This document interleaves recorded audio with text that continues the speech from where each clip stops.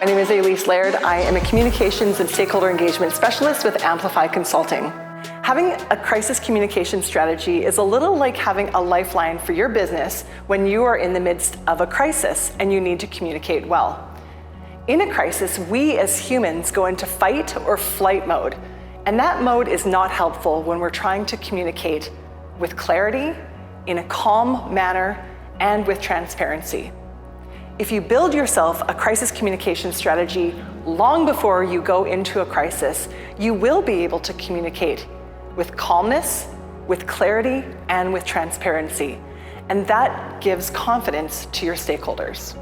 Now, stakeholders are either internal people who have a stake in your organization, or they're external people who are using your services or products. I like to think of stakeholders in three ways, and I like to call it the 3 C's. First, there are your clients or your customers, those who are external to your organization, but they rely on your organization for products or services. The second C are your colleagues or your coworkers. And these are the people who help you deliver the products and services to your customers and clients. And then the last stakeholder group, that last C, is the community. So this could be donors, supporters, the community at large, as well as media. When in a crisis situation, it's vitally important to communicate with your internal stakeholders. That would be your staff, or the people who we consider our colleagues or coworkers.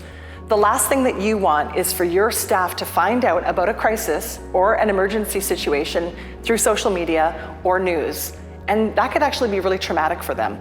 So it's vitally important to communicate well with them. The next group of people that you need to communicate with are your external stakeholders.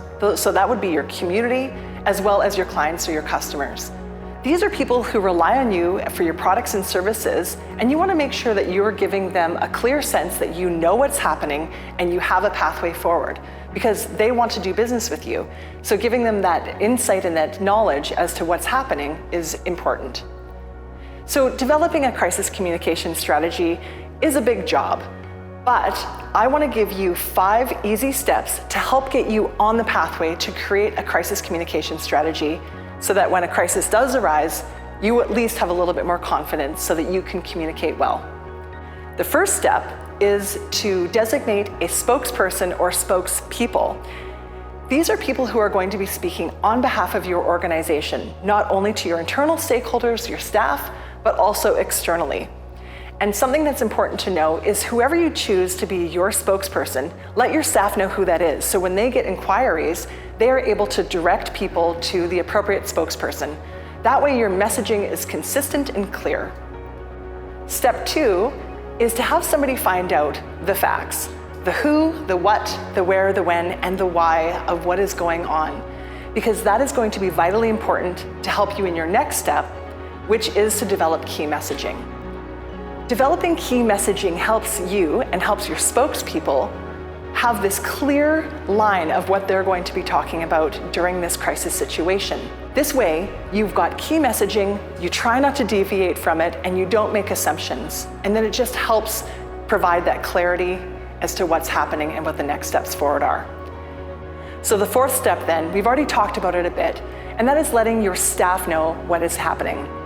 As I mentioned, it's really hard for staff to find out about something that's going on with your company or your organization through social media.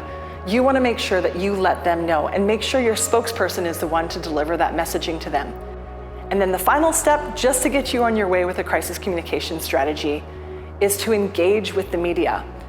Now, a lot of people actually think that the media is a little scary, but if you have gone through these steps, you've got a spokesperson, you know the facts, and you know your key messaging, the media should be looked at as an ally to you. They're the ones that can help you share your messaging out to the general world so that people understand what's going on and they understand what the path forward is going to be. If you're a part of a small company, a lot of this responsibility of a crisis communications rollout is going to fall on the manager or the owner of the company. And in the midst of an emergency, you are going to be pulled in 100 different directions. So do yourself a favor and at least have something planned for your crisis communications, which will be a lot easier for you to roll out. And if you're part of a bigger organization, a lot of organizations actually like to put together a crisis communications task force so that when an emergency does arrive, you have an entire team to help you implement that strategy. So we've talked about those 5 steps, and that is the spokesperson, getting that spokesperson lined up, making sure that you understand the facts to help you build the key messages, to let your staff know first what's going on, and then to be able to engage with the media so that you can share your story. And when you do this, you will communicate in a calm manner, with clarity, and with transparency, which will create confidence with your stakeholders, your clients and your customers, your colleagues and your coworkers, and the community.